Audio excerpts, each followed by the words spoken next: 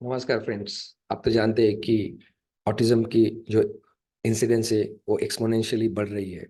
Research में पाया गया है कि 60 में से एक बच्चों को ऑटिज्म डायग्नोस हो रहा है। यदि आपके बच्चों को ऑटिज्म है और आप चाहते हैं कि आपके बच्चे का ऑटिज्म आप क्योर करें या फिर उसकी सिवेरिटी कम करें, तो ये वीडियो आपको जरूर देखना चाहिए कि जिसमें मैंने 10 गोल्डन रूल बताए कि आप अपने बच्चों का ऑटिज्म कैसे क्योर करें। नमस्कार फ्रेंड्स, मेरा नाम डॉक्टर सुनील साबले है। मैं पीडियाट्रिक और एडल्ट न्यूरोलॉजिस्ट और अहिल्यानगर महाराष्ट्र यहाँ प्रैक्टिस करता हूँ। तो friends, golden rule number 1, early diagnosis, जल्दी से जल्दी डायग्नोसिस करना।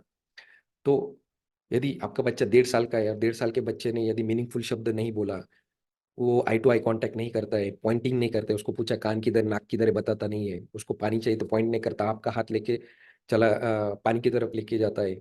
यदि उसके नाम पुकारा तो वो नाम की तरफ ध्यान नहीं देता, दूसरे बच्चों के साथ खेलता नहीं है, स्टीरियोटिपिकल हैंड मूवमेंट्स करता है, उसका कुछ रिस्ट्रिक्टेड इंटरेस्ट है, हाइपर एक्टिव है बहुत, तो आपके बच्चों को ऑटिज्म हो सकता है। तो जल्दी से जल्दी उसको डॉक्टर से इवेल्युएट कीजिए, क्योंकि ऐसा है होता है कि ब्रेन की जो डेवलपमेंट है वो पहले 3 साल में 80 to 85% और 5 में 90 to 95% पूरी होती है।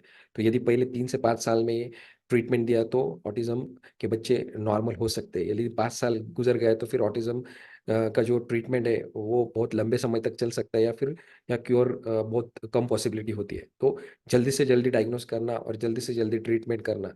हमने पाया है कि यदि बच्चा बोलता नहीं तो बहुत सारे रिलेटिव्स और जो नेबर्स रहते हैं वो उनको गलत सलाह देते हैं कि बच्चे तो बच्चे लेट बोलते हैं, बोलेगा, या फिर आपका माता पिता लेट बोले थे या फिर आपकी नाना नानी लेट बोली थी। तो ऐसा कुछ जो रीजन है वो दिए जाते हैं और फिर ट्रीटमेंट नहीं करते, डिनाइल मोड पे रहते हैं। तो ऐसा हरगिज करना नहीं चाहिए। तो जल्दी से जल्दी डायग्नोस करना चाहिए और डिनाइल मोड में नहीं रहना चाहिए, एक्सेप्ट करके जल्दी से जल्दी ट्रीटमेंट करना चाहिए। सो golden rule number 1, early diagnosis. Golden rule number 2, कि डायग्नोसिस करने के बाद जल्दी से जल्दी उसका ट्रीटमेंट शुरू करना चाहिए। तो उसमें ट्रीटमेंट में multi disciplinary mode of treatment होता है। उसमें ऑक्यूपेशनल थेरेपी आता है, उसमें सेंसरी इंटीग्रेशन आता है, ABA therapy, speech therapy, special education, या फिर रिमेडियल एजुकेशन और बिहेवियर मॉडिफिकेशन थेरेपी होती है।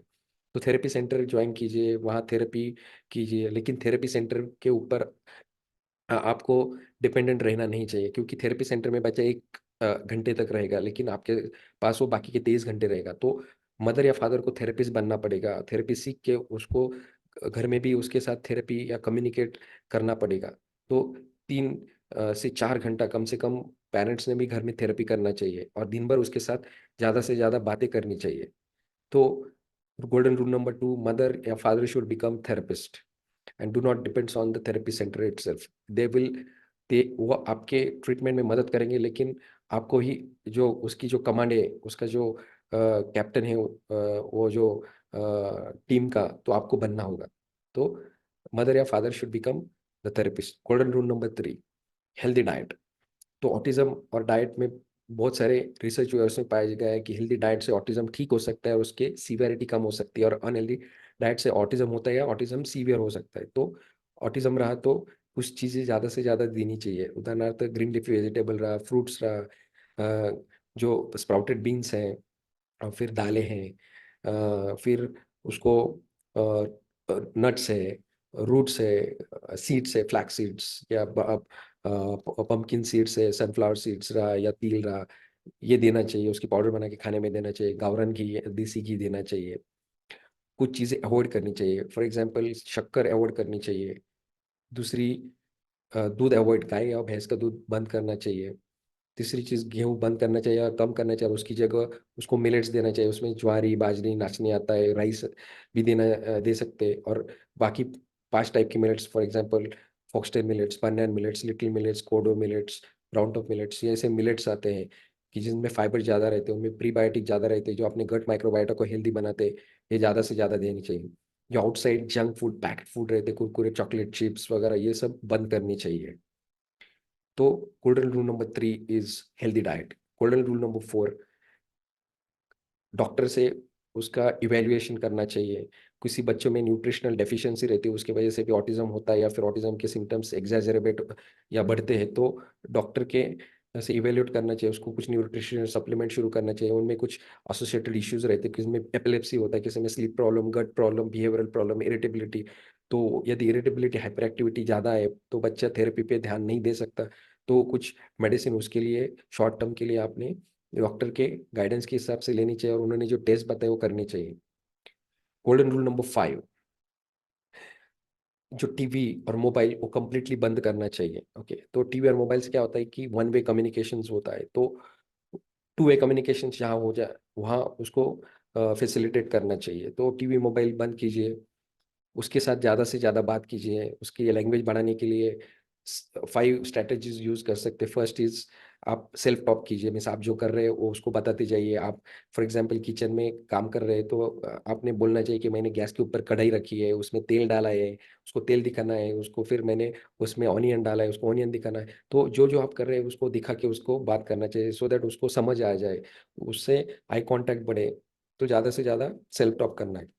फिर पैरेलल टॉक मीन्स जो बच्चा कर रहा है उसकी कमेंट्री करना है। फॉर एग्जांपल बच्चा खेल रहा है, बच्चा बॉल के साथ खेल रहा है, तो राहुल बॉल फेंक रहा है, राहुल बॉल के पीछे भाग रहा है, बॉल का कलर ग्रीन है। तो ऐसे जो बच्चा कर रहा है उसकी कमेंट्री करना। थर्ड इज मॉडलिंग, मीन्स कुछ आप करना है और फिर उससे करा के लेना है और उसको थोड़ा सपोर्ट करना है। फॉर एग्जांपल आप किसी स्कूल में गए तो आप बोलने का गुड मॉर्निंग टीचर, और फिर आपके बच्चे को भी उसको बोलने के लिए बोलने का गुड मॉर्निंग टीचर। उसने बोला तो उसको थोड़ा प्रोत्साहित शाबाशी कहना, उसको थोड़ा अप्रिशिएट करना, क्लैपिंग करना, स्टार देना। तो यदि उसने किया तो उसको अप्रिशिएट करने का। Fourth is ask and wait. आप अपने बच्चे से क्वेश्चन पूछिए और फिर 5 और 10 सेकंड्स का वेट कीजिए, तो उसको परावृत्त कीजिए आंसर करने के लिए। Next strategy is expansion, means यदि बच्चे ने कुछ शब्द बोला तो उसको एक्सपांड कीजिए आप। उसने शब्द बोला है, फॉर एग्जाम्पल उसने बोला पानी, तो आपने बोलना चाहिए कि पानी ग्लास में रखा है। ओके, राहुल पानी पी रहा है। ओके, तो वो शब्द को आप एक्सपांड कीजिए। नेक्स्ट स्ट्रैटेजी रहता है यदि उसने कुछ शब्द बोला लेकिन उसने गलत उसका प्रोनाउंसिएशन किया तो उसको सही तरीका बताइए और उससे वो प्रोनाउंसिएशन करके लीजिए। उसके साथ स्टोरी उसको स्टोरी सुनाइए, पिक्टोरियल स्टोरी रहती है वो सुनाइए, उसको एक्ट कीजिए, उसके साथ डांस कीजिए, उसको सॉन्ग उसके साथ सिंगिंग कीजिए, डांसिंग कीजिए। तो जितना उसके साथ ज़्यादा से ज़्यादा रह सकते हैं वो ज़्यादा से ज़्यादा उससे कम्युनिकेट करिए और उसको अपने जो फ्रेंड्स है उनको साथ ज़्यादा से ज़्यादा वो खेले, उसकी आपने ध्यान देना चाहिए। So next golden rule is जो अ, बच्चे ऑटिज्म के कोई जो बच्चे रहते हैं तो उनमें भी कुछ इमोशंस होती हैं, उसको आपको आइडेंटिफाई करना चाहिए। उनमें जो अभी जो एडल्ट ऑटिज्म के जो बच्चे तो वो जब बोलते तो बोलते हैं कि हमको हम एबनॉर्मल नहीं है, लेकिन हमको थोड़ा हम अलग टाइप से दूसरे से कम्युनिकेट करते हैं। तो ये जो उनकी जो थोड़ी वेरिएशन है जो नॉर्मल डेवलपमेंट से या फिर थोड़ी अलग डेवलपमेंट है, उसको हमको एक्सेप्ट करना चाहिए कि ये भी एक तरीका है कम्युनिकेट करने का, और उनको ज़्यादा कंट्रोल नहीं करना चाहिए। उनको एक्सेप्टेंस करना है, उनके एनवायरनमेंट को थोड़ा मॉडिफाई करना है कि वो वहाँ कंफर्ट करे, उनको डिस्क्रिमिनेट नहीं करना है, उनको थोड़ा सपोर्ट करना है। तो उनकी इमोशंस को अंडरस्टैंड कीजिए। Okay, next golden rule is आप अपने हेल्थ को भी ध्यान देना चाहिए। तो ऐसा होता है कि पेरेंट्स जब ऑटिज्म डायग्नोस होता है तो डिप्रेशन में जाता है। ऑटिज्म के बच्चे को क्योर करना ये बहुत बड़ा टास्क होता है, तो वो बोलते हैं कि मेरे ही नसीब में ये क्यों आया है। तो ऐसे बहुत सारे क्वेश्चंस आते हैं, लेकिन यदि आपने ऑप्टिमिस्टिक पॉजिटिव एटीट्यूड रहा तो आप अपने बच्चों की जो लाइफ है उसमें सी चेंज ला सकते हैं, उसकी लाइफ कंप्लीटली चेंज कर सकते हैं। तो रिसर्च में ऐसा पाया गया है कि जो पेरेंट्स ऑप्टिमिस्टिक रहते हैं, पॉजिटिव एटीट्यूड रहते हैं, तो उनमें सक्सेस जो रेट रहता है ऑटिज्म में वो बहुत ज़्यादा रहता है। तो आपको पॉजिटिव मेंटल एटीट्यूड रखना चाहिए कि हमारे में कुछ स्ट्रेंथ है, इसलिए गॉड ने ये जो जिम्मेदारी दी है ऑटिस्टिक बच्चों की परवरिश करने की, तो ये हम में कुछ तो स्ट्रेंथ है, इसलिए हमको ये टास्क दिया है। और हम हमारी जितनी भी क्षमता है उसके द्वारा हम अपनी जो बच्चे उसकी सहायता करने का प्रयत्न करेंगे। और हम जो हमारी जो एफर्ट्स है, हमारा जो गोल है उसमें हम 100% सक्सेसफुल होंगे। यदि ये पॉजिटिव मेंटल एटीट्यूड रहा तो फिर ये आप अपने ऑटिज्म बच्चे में बहुत सारा बदल ला सकते हैं। नेक्स्ट गोल्डन रूल, पेरेंट्स ने अपने हेल्थ पे भी ध्यान रखना चाहिए। तो पेरेंट्स ऑटिस्टिक बच्चों की ध्यान देते देते अपनी हेल्थ को भी भूल जाते हैं। तो यदि आप हेल्दी रहेंगे, यदि आप मेंटली फिजिकली हेल्दी रहेंगे तो आपके बच्चों को आप सहायता सहायता कर सकते हैं, उसकी हेल्प कर सकते हैं। तो इसलिए यदि आपको हेल्दी रहना है तो आपको रात को 7 से 8 घंटा अनइंटरप्टेड स्लीप लेनी चाहिए। आपने हेल्दी खाना खाना चाहिए, 30 मिनट एक्सरसाइज करनी चाहिए, योगा प्राणायाम मेडिटेशन करना चाहिए। ओके, थोड़ा फ्रेंड सर्कल बनाना चाहिए, अपने जो इमोशंस है वो उनको बताना चाहिए या फिर डायरी में लिखना चाहिए, म्यूजिक सुनना चाहिए या कोई हॉबी डेवलप करना चाहिए। ओके, तो आपने अपनी हेल्थ पे भी ध्यान देना है। यदि आप हेल्दी रहेंगे तो आपका बच्चा भी हेल्दी रहेगा। नेक्स्ट गोल्डन रूल इज कि आपने अपनी जो फ्रेंड्स है, रिलेटिव है, उनकी भी सहायता ले सकते हैं। तो क्या होता है कि ऑटिज्म के बच्चों को मैनेज करना, घर मैनेज करना, कुछ टाइम जॉब मैनेज करना है, तो ये बहुत ओवरवेलमिंग हो जाता है। तो आप अपने कोई रिलेटिव है या फिर फ्रेंड्स है, उनकी भी सहायता ले सकते हैं। और फिर आपका जो कुछ काम का बोझ रहता है वो कम हो सकता है और आप अपने बच्चे की तरफ ज़्यादा ध्यान दे सकते हैं। यदि सपोज किसी रिलेटिव को बुलाए तो आपके हाउस होल्ड वर्क को थोड़ा संभाल लेगा, तो आप अपने बच्चे के साथ ज़्यादा से ज़्यादा टाइम दे सकते हैं, उसके साथ ज़्यादा से ज़्यादा बात कम्युनिकेट कर सकते हैं। Last golden rule, autism is not the end, it is the beginning. Okay, तो ऑटिज्म के बच्चे मेंटल रिटार्डेड रहते हैं, वो नॉर्मल जिंदगी जी नहीं सकते, ये गलत धारणा है। तो रिसर्च में पाया गया है कि 30% ऑफ ऑटिज्म जो बच्चे होते हैं उनका जो आईक्यू लेवल होता है वो जीनियस लेवल में होता है, उनको सेवेंट बोलते हैं। उनमें कुछ एक्स्ट्रा ऑर्डिनरी स्ट्रेंथ रहता है, किसी में कोडिंग का है, किसी में प्रोग्रामिंग का है, कोई सॉफ्टवेयर में बहुत एक्सपर्ट होता है, कोई म्यूजिक है, कोई पेंटिंग है, कोई राइटिंग है, कोई ड्रामा। हर एक फील्ड में ऑटिस्टिक बच्चों ने सक्सेस की जो उच्चतम शिखर है उसको हासिल किया है। हिस्ट्री में बहुत सारे एग्जाम्पल्स हैं, आइजैक न्यूटन्स हुआ, अल्बर्ट आइंस्टाइन हुआ, डार्विन हुआ, मोजार्ट हुआ, माइकल एंजेलो हुआ। इनमें ऑटिज्म था लेकिन वो अपने अपने फील्ड में सक्सेसफुल हुए। करंटली बिल गेट्स या बहुत सारे साइंटिस्ट है, आर्टिस्ट है। ओके, तो इलॉन मस्क जो रिचेस्ट आदमी है, तो ऐसा बोला जाता है कि उनमें भी ऑटिज्म के माइल्ड फीचर्स है। तो हर एक क्षेत्र में ये बच्चे जो सक्सेस है उसको हासिल कर सकते हैं। तो हमको उनकी जो स्ट्रेंथ है उनको आइडेंटिफाई करना चाहिए, उनको हमको ज़्यादा से ज़्यादा हौसला और सपोर्ट देके वो जो स्ट्रेंथ है उनको बढ़ाना चाहिए, सो दैट वो जो नॉर्मल ज़िंदगी है, अपनी जो ज़िंदगी है उसमें पॉजिटिवली कंट्रीब्यूट करें। तो फ्रेंड्स, हमने 10 गोल्डन रूल देखे कि जिसके माध्यम से हम ऑटिज्म के जो बच्चे हैं उनको जो ऑटिज्म है वो क्योर कर सके या उनकी जो सीवियरिटी वो कम कर सके, सो दैट वो नॉर्मल जिंदगी जी सके।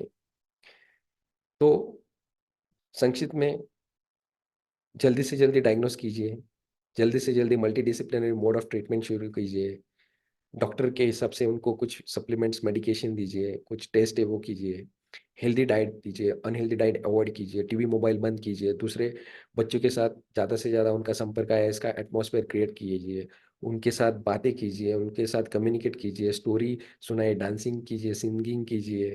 ओके, अपना भी हेल्थ का ध्यान रखिए, आप योगा प्राणायाम मेडिटेशन एक्सरसाइज कीजिए। आपका जो दर्द है वो दूसरे से शेयर कीजिए, डायरी में लिखिए, सोशल सपोर्ट लीजिए और आपके बच्चे में जो स्ट्रेंथ है उसको आइडेंटिफाई करके उसको सपोर्ट कीजिए और उनकी इमोशंस को अंडरस्टैंड कीजिए, ज़्यादा कंट्रोल करने की कोशिश ना कीजिए।